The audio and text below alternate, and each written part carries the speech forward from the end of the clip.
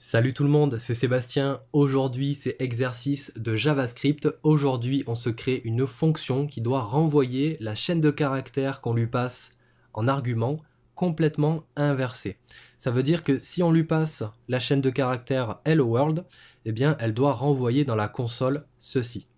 Donc non seulement tous les mots sont inversés, mais également tous les caractères. Alors c'est un petit exercice qui a pour but de vous faire travailler en JavaScript, de vous faire poser en fait les bonnes questions. Voilà, quelle méthode utiliser pour créer cette fonction. Alors on n'a pas de méthode déjà toute prête pour inverser tous les caractères d'une chaîne de caractères, mais on a d'autres méthodes qui sont intéressantes et qui peuvent nous permettre de créer cette fonction. Alors le but, c'est pas que je vous balance la solution comme ça, le but c'est que vous puissiez aussi vous aussi essayer de faire cette fonction. Et évidemment, si vous débutez, vous n'allez pas pouvoir inventer des méthodes que vous ne connaissez pas encore. Donc ce que je vais faire, c'est que je vais vous présenter 3 méthodes qui vont vous servir, vont vous permettre de créer cette fonction. Et puis après, je vous laisse avec ça et je vous montre comment faire. Alors on va commencer par la méthode split. Alors le split, utilisé sur une chaîne de caractères, ça permet de la transformer en tableau. Alors je ne vais pas aller très loin dans les explications. Ce que je vais faire, c'est que je vous montre un petit exemple à chaque fois et je vous laisse avec la documentation. Donc je vous mettrai les liens de la documentation dans la description. C'est très important de bien lire les documentations pour bien comprendre comment ça fonctionne, parce que vous avez la possibilité, par exemple, de mettre des paramètres sur le split et vous avez des exemples. Alors les exemples sont un petit peu complexes, donc il faut bien prendre le temps de les comprendre. Alors je vous montre comment marche le split. On va créer une constante qu'on va appeler string et qui va être égale à la chaîne de caractères hello les gens. Donc là, si on fait un console log de string, on est d'accord que dans la console, ça affiche bien hello les gens. Maintenant, si je fais un split sur ma chaîne de caractères, donc j'applique la méthode split, eh bien ça va me renvoyer ma chaîne de caractères, mais cette fois dans un tableau. Donc on a un tableau qui contient un index, et cet index, c'est ma chaîne de caractères hello les gens. Voilà, j'en dis pas plus, je vous laisse avec cette méthode split. Ensuite, on a la méthode reverse. Alors le reverse, utilisé sur un tableau, ça permet d'inverser tous les index du tableau. Donc encore une fois, je vous donne un petit exemple. On va créer une constante array qui va être égale à un tableau qui va contenir hello les gens. Donc un tableau qui contient 3 index et chaque index c'est un mot. Donc là, si on fait un console.log de mon array, eh bien on affiche bien dans la console mon tableau. Maintenant, si je fais un reverse,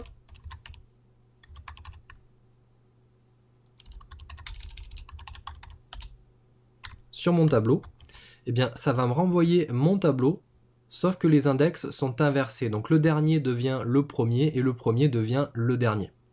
Voilà, j'en dis pas plus sur le reverse. Une troisième méthode, toujours utilisée sur un tableau, c'est le join. Donc le join, ça vous permet de réunir tous les éléments d'un tableau et de créer une chaîne de caractères. Donc si, juste après, je fais un point join, eh bien ça va pas me renvoyer un tableau, ça va me renvoyer une chaîne de caractères. Et vous voyez que les index sont maintenant séparés d'une virgule. Donc je vous laisse avec ça. Évidemment, vous avez la possibilité, comme j'ai dit, de mettre des paramètres dans ces méthodes.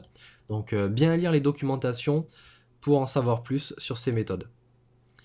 Alors essayez de le faire et moi je vous montre tout de suite comment créer cette petite fonction qui inverse n'importe quelle chaîne de caractères.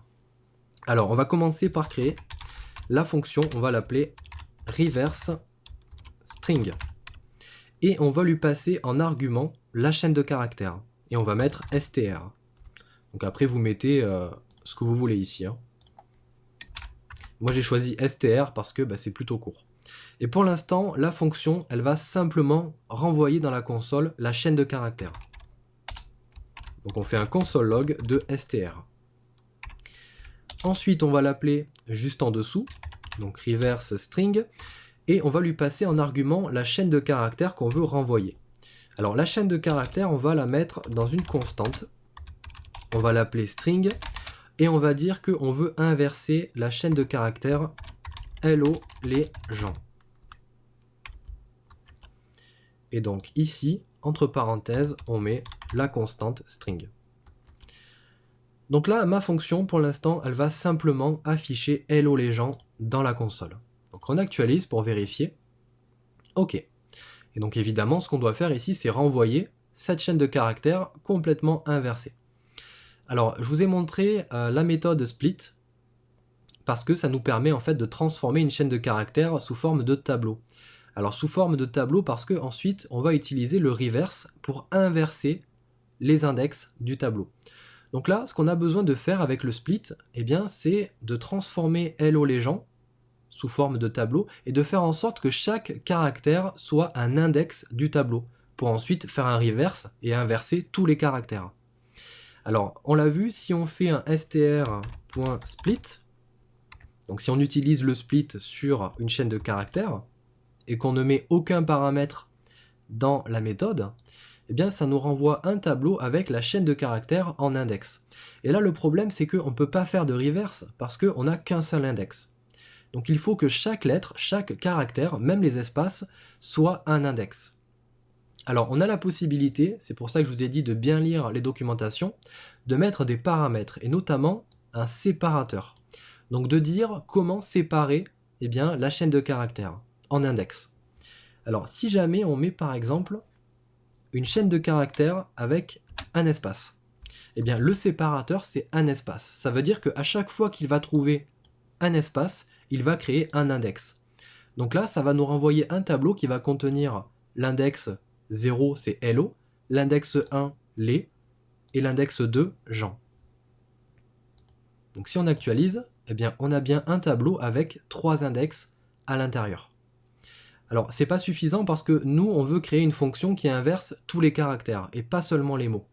Alors je vous ai dit de bien lire les documentations, alors c'est pas dit sur la documentation en français, mais si on passe en anglais, on a une petite astuce normalement qui nous dit que si on met une chaîne de caractères vide en paramètre pour le séparateur, eh bien ça nous crée en fait un tableau qui contient chaque caractère sous forme d'index. Donc ça va splitter en fait à tous les caractères. Donc évidemment si vous n'avez pas fait de recherche, c'était dur de le savoir. Donc si on met une chaîne de caractères vide sans espace, eh bien ça va nous renvoyer un tableau avec chaque caractère sous forme d'index. Et maintenant on va pouvoir faire un reverse sur ce tableau.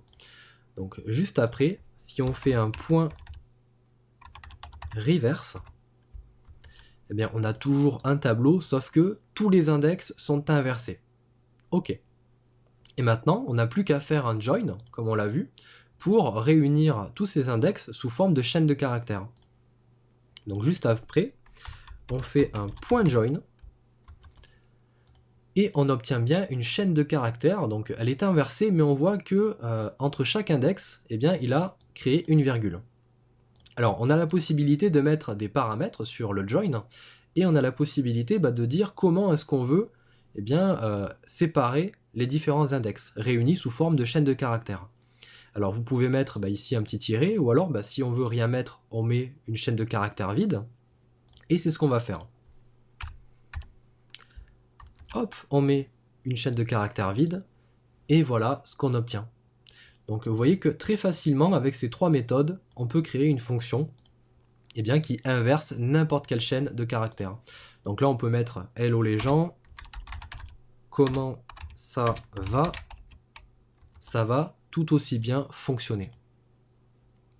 Donc voilà, c'était un petit exercice que j'avais envie de vous montrer, donc un petit exercice inspiré du FreeCodeCamp. On en fera d'autres. Si jamais vous n'avez pas essayé de le faire vous-même et que vous regrettez un petit peu, vous pouvez toujours essayer de complexifier un petit peu l'exercice. Mais sinon, on en fera d'autres, des petits exos comme ça. Moi, je vous dis à la prochaine pour une nouvelle vidéo. N'hésitez pas à vous abonner à la chaîne. Salut tout le monde.